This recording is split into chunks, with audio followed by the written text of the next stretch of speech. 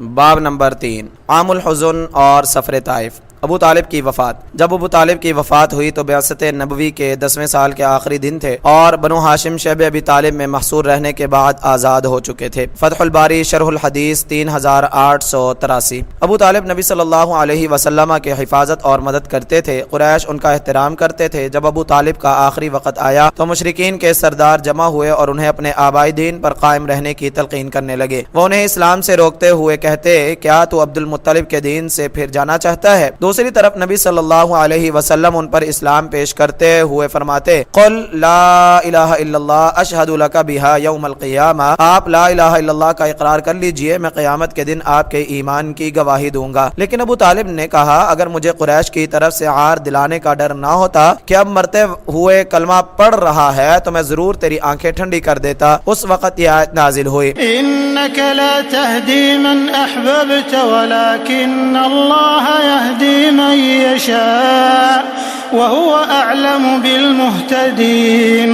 اے نبی، بے شک جسے آپ چاہیں ہدایت نہیں دے سکتے بلکہ اللہ ہی جسے چاہے ہدایت دیتا ہے اور وہ ہدایت پانے والوں کو خوب جانتا ہے۔ سورہ قصص آیت نمبر 56، صحیح مسلم حدیث نمبر 25، سنن ترمذی حدیث نمبر 3188، مسند احمد جلد نمبر 2 صفحہ نمبر 434۔ معلوم ہوتا ہے جاہلیت کے نظریات ابو طالب کے ذہن میں پختہ تھے اور اس بڑھاپے کی حالت میں اپنے آبائی دین اور فکر کو تبدیل کرنا ان کے لیے ممکن نہ تھا، اور ان کے ساتھی بھی اس وقت پاس تھے۔ وہ اس بات سے خوفزدہ تھے کہ اگر لوگوں تک ابو طالب کے اسلام کی خبر پہنچ گئی تو وہ بھی دار اسلام میں داخل ہو سکتے ہیں۔ السیرۃ النبویہ الصحیحہ للدکتور العمری جلد نمبر 1 صفحہ نمبر 184۔ سیدہ خدیجہ رضی اللہ عنہا کی وفات۔ بعثت نبوی کے 10ویں سال ام المؤمنین حضرت خدیجہ رضی اللہ عنہا بھی وفات پا گئی اور یہ وہی سال تھا جب ابو طالب فوت ہوئے۔ السیرۃ النبویہ الصحیحہ للدکتور العمری جلد نمبر 1 صفحہ نمبر 185۔ ابو طالب اور حضرت خدیجہ رضی اللہ عنہا کی یکے بعد دیگرے وفات کے بعد آپ پر دکھ اور غم کے پہاڑ ٹوٹ پڑے۔ در حقیقت دعوتی مشکلات میں یہ دونوں نبی صلی اللہ علیہ وسلم کے لیے مضبوط ستونوں کی حیثیت رکھتے تھے جن پر آپ اعتماد کرتے تھے۔ ابو طالب نبی صلی اللہ علیہ وسلم کا قوم کے مقابلے میں دفاع کرتے اور حضرت خدیجہ رضی اللہ عنہا گھر کی چار دیواری میں آپ کی مشکلات اور دکھ کم کرنے کی کوشش کرتی۔ اب ان دونوں کی وفات کے بعد کفار قریش اس دلیری سے آپ کی مخالفت کرنے لگے جو ابو طالب کی زندگی میں ممکن نہ تھی۔ محنت المسلمین فی العہد المکی للدکتور سلمان السویکت صفحہ نمبر 34۔ اب نبی صلی اللہ علیہ وسلم کی زندگی میں ایک ایسے مشکل ترین مرحلے کی ابتدا ہوئی جس میں آپ صلی اللہ علیہ وسلم نے بہت سی مشکلات، کٹھن مراحل، تکالیف اور آزمائشوں کا سامنا کیا، کیونکہ آپ اب میدان میں اکیلے تھے اور اللہ تعالیٰ کے سوا کوئی یار و مددگار نہ تھا۔ اس مخالفت و اذیت کے باوجود آپ اپنے رب کا پیغام پوری دنیا تک پہنچانے کی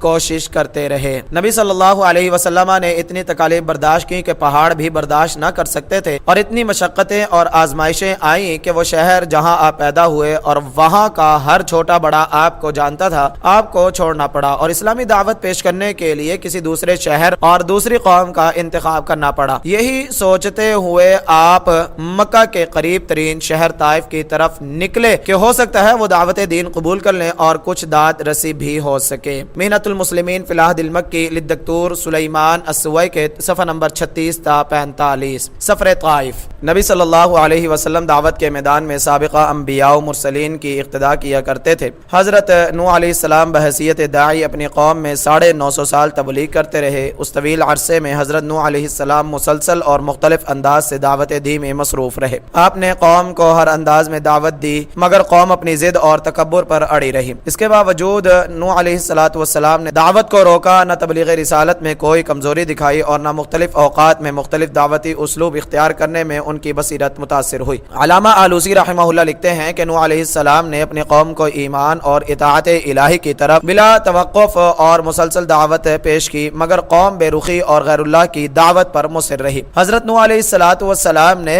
انہیں وقفے سے اور مسلسل خفیہ و اعلانیہ ہر انداز میں دعوت پیش کی مگر قوم انکار پر اڑی رہی۔ تفسیر الآلوسی جلد نمبر 10 صفحہ نمبر 89۔ رسول اللہ صلی اللہ علیہ وسلم نے بھی دعوت دین میں مختلف اور نئے نئے انداز اختیار فرمائے۔ آپ صلی اللہ علیہ وسلم نے لوگوں کو پوشیدہ و اعلانیہ طور پر نرمی اور سختی سے مجمع اور تنہائی میں، سفر اور حضر میں اسلامی دعوت پیش کی۔ اسی طرح آپ صلی اللہ علیہ وسلم نے سابقہ امتوں کے واقعات بیان فرمائے، محاورات کا استعمال بھی کیا اور توضیح و تشریح کے تمام ذرائع سے استفادہ کیا، حتیٰ کہ آپ نے زمین پر خط کھینچ کر بھی اپنی بات سمجھائی۔ نیز ترغیب و ترہیب، خوشخبری اور ڈراوا بھی آپ کے اسالیب دعوت کا حصہ بنے۔ گویا آپ نے میدان دعوت میں ہر وقت اور ہر حال میں دعوت دی اور اس کے لیے ہر انداز اختیار فرمایا۔ مقومات الداعیہ الناجح للدکتور علی بادحدہ، صفحہ نمبر 123۔ نبی صلی اللہ علیہ وسلم دعوت دین ہی کے سلسلے میں طائف گئے اور طائف کے ہر قبیلے کے سامنے دعوت پیش کی۔ پھر نبی صلی اللہ علیہ وسلم نے ہجرت فرمائی اور دعوت اللہ کے مشن کو اپنا اوڑھنا بچھونا بنائے رکھا۔ آپ صلی اللہ علیہ وسلم در حقیقت ایک نئے دعوتی مرکز کی تلاش میں تھے اور اس سلسلے میں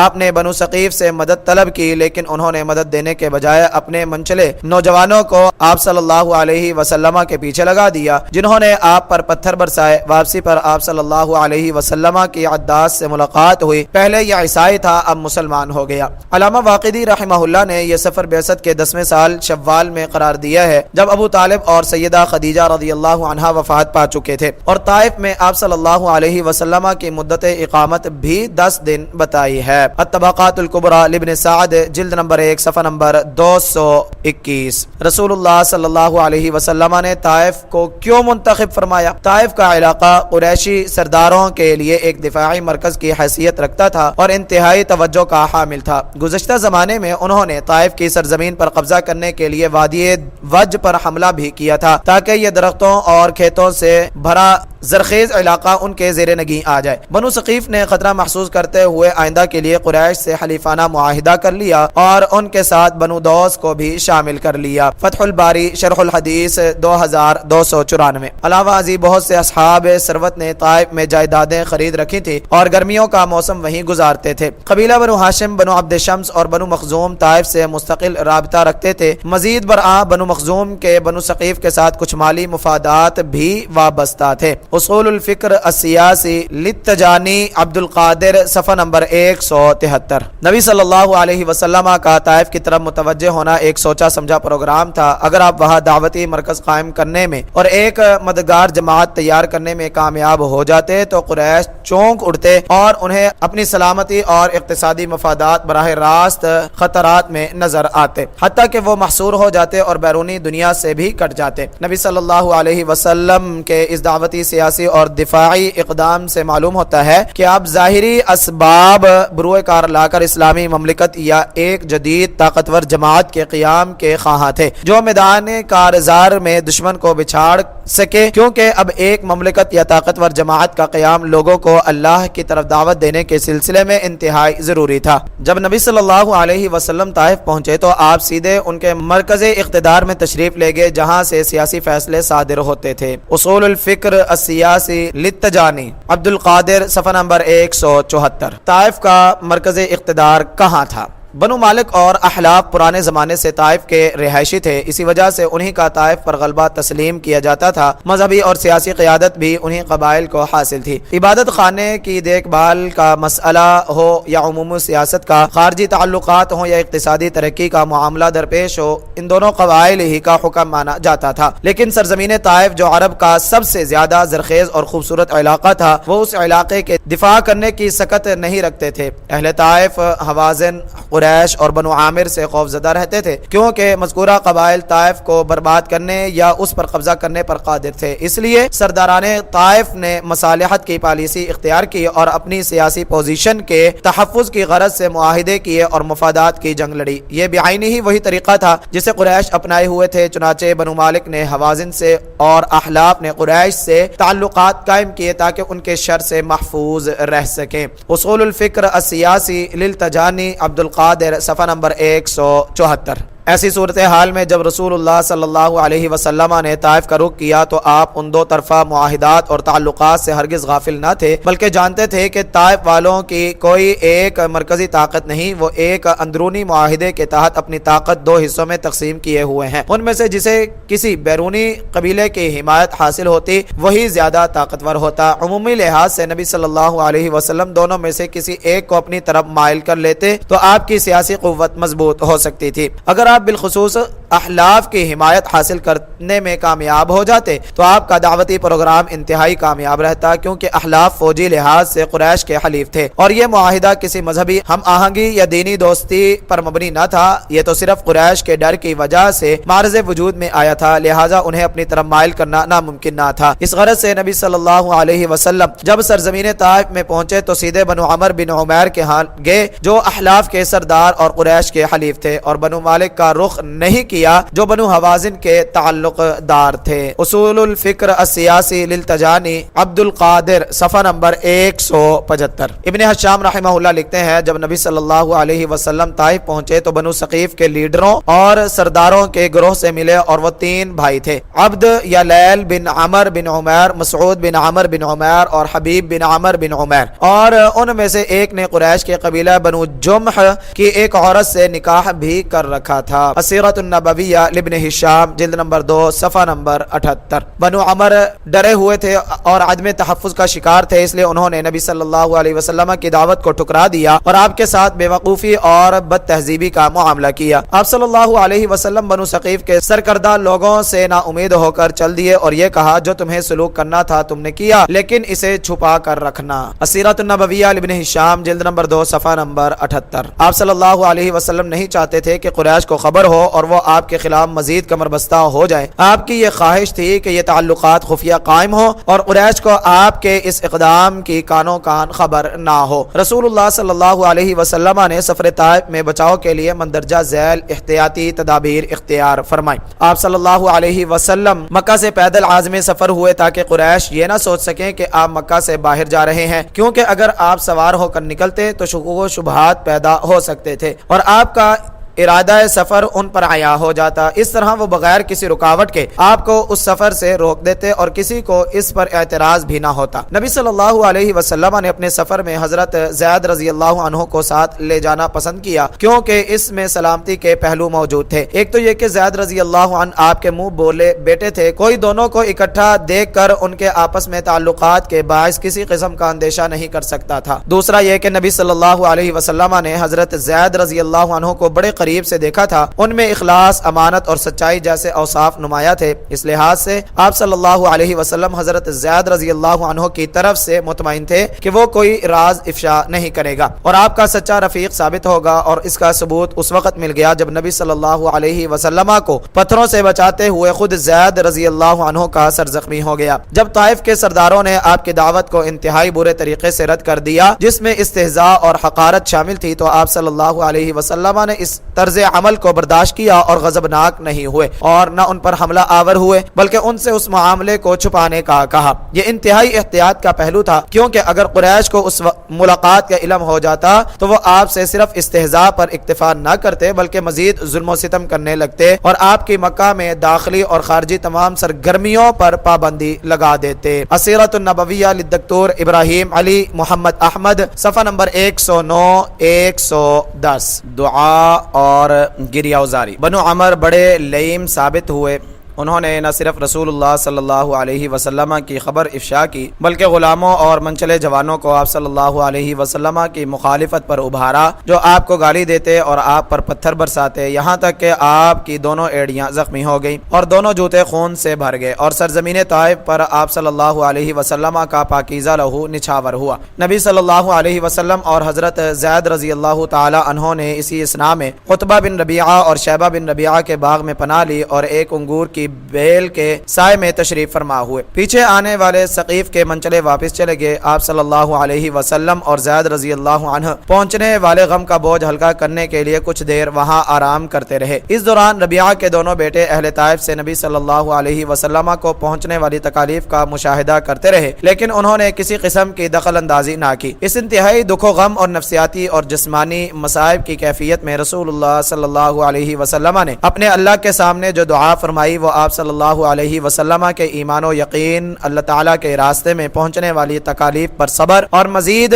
رضائے الہی کے حصول پر دلالت کرتی ہے۔ دعا یہ ہے: اللہم الیک اشکو ضعف قوتی وقلت حیلتی وہوانی علی الناس یا ارحم الراحمین انت رب المستضعفین وانت ربی الی من تکلنی الی بعید یتہجمنی ام الی عدو ملکته امری ان لم یکن بک علی غضب فلا ابالی ولکن عافیتک اوسع لی اعوذ بنور وجهك الذي اشرقت له الظلمات وصلح عليه امر الدنيا والآخرة من ان تنزل بغضبك او يحل علي سخطك لك العتبى حتى ترضى ولا حول ولا قوة الا بك۔ الہی میں تجھی سے اپنی کمزوری اور بے بسی اور لوگوں کے نزدیک اپنی بے قدری کا شکوہ کرتا ہوں۔ اے ارحم الراحمین، تو کمزوروں کا رب ہے اور تو میرا بھی رب ہے۔ تو مجھے کس کے حوالے کر رہا ہے؟ کیا کسی بیگانے کے حوالے جو میرے ساتھ تندی سے پیش آئے، یا کسی دشمن کے حوالے جسے تو نے میرے معاملے کا مالک بنا دیا ہے؟ لیکن تیری عافیت میرے لیے زیادہ کشادگی کا باعث ہے۔ میں تیرے چہرے کے اس نور کی پناہ چاہتا ہوں جس سے تاریکیاں روشن ہو گئی اور دنیا و آخرت کے معاملات درست ہو گئے، کہ مجھ پر تیرا غضب اترے یا تیرا عتاب مجھ پر نازل ہو۔ مجھے تیری ہی رضا مطلوب ہے، یہاں تک کہ تو راضی ہو جائے، اور تیرے بغیر کوئی زور اور طاقت نہیں۔ السیرۃ النبویہ لابن ہشام جلد نمبر 2 صفحہ نمبر 61-62، تفسیر القرطبی جلد نمبر 16 صفحہ نمبر 195، المعجم الکبیر للطبرانی جلد نمبر 25 صفحہ نمبر 346، مجمع الزوائد جلد نمبر 6 صفحہ نمبر 35۔ روایت ضعیف ہے۔ اس دعا سے رسول اللہ صلی اللہ علیہ وسلم کے عقیدہ توحید کی گہرائی اور تقرب الہی کا پتہ چلتا ہے۔ آپ صلی اللہ علیہ وسلم مسلسل پہنچنے والے دکھوں کے باوجود اپنی جان سے تکالیف کی دوری چاہتے تھے، نہ اپنے لیے سکون اور نعمتوں کے متلاشی تھے، بلکہ آپ اللہ تعالیٰ کے راستے میں پیش آنے والی ہر تکلیف پر خوش ہوتے۔ آپ صلی اللہ علیہ وسلم سوچتے تھے کہ کہیں دعوت کے ابلاغ میں لاشعوری طور پر کوئی غلطی نہ ہو جائے جس سے اللہ تعالیٰ ناراض ہو جائے۔ حقیقت یہ ہے کہ نبی صلی اللہ علیہ وسلم کا مقصود و مطلوب اللہ کریم کی رضامندی تھا، جس کے سامنے دنیا کے تمام مقاصد ہیچ نظر آتے ہیں۔ یوں اگر اللہ تعالیٰ کی طرف سے کسی مومن پر مصائب آنے سے اس کی رضامندی حاصل ہو اور اس کی ناراضی دور ہوتی ہو تو ایسی مصیبت کا آنا برکت کا باعث اور نعمت و آسودگی کا حامل ہوگا۔ نبی صلی اللہ علیہ وسلم نے اپنی دعا کا اختتام ایک ایسے کلمے سے کیا جسے آپ خود بھی پڑھتے اور صحابہ کرام رضی اللہ عنہم کو بھی مشکل وقت میں پڑھنے کی تلقین فرمایا کرتے تھے۔ مومن کی سختیوں اور مشکلات کا مقابلہ اور حالت خوف میں امن کا حصول صرف اللہ تعالیٰ کی مہربانی ہی سے ممکن ہے۔ مصائب کی شدت کا مقابلہ اور مصیبتوں کو برداشت کرنے کی ہمت بھی اللہ تعالیٰ کے لطف و کرم ہی سے ممکن ہے۔ التاریخ الاسلامی للحمیدی جلد نمبر 3 صفحہ نمبر 20۔ بے شک دعا ایک بلند ترین عبادت ہے اور اسے انسانی تحفظ اور امن کے حصول کے لیے مؤثر ترین ہتھیار سمجھا گیا ہے۔ انسانی عقل فہم و فراست کی کتنی ہی منزلیں طے کر لے، پھر بھی انسان لغزش و ناکامی سے دوچار ہو سکتا ہے، اور بعض اوقات وہ ایسے مسائل میں گھر جاتا ہے کہ اس کی تمام تر سوچ اور تدبیر اس کا ساتھ چھوڑ دیتی ہے۔ تب بذریعہ دعا بارگاہ الہی میں گڑ گڑانے کے سوا کوئی اور راستہ نظر نہیں آتا تاکہ انسان کشادگی اور آسانی پا سکے۔ اسی طرح رسول اللہ صلی اللہ علیہ وسلم کو اہل طائف کی طرف سے اذیت، تمسخر اور حقارت کا سامنا کرنا پڑا تو آپ طائف میں حیران و پریشان تھے۔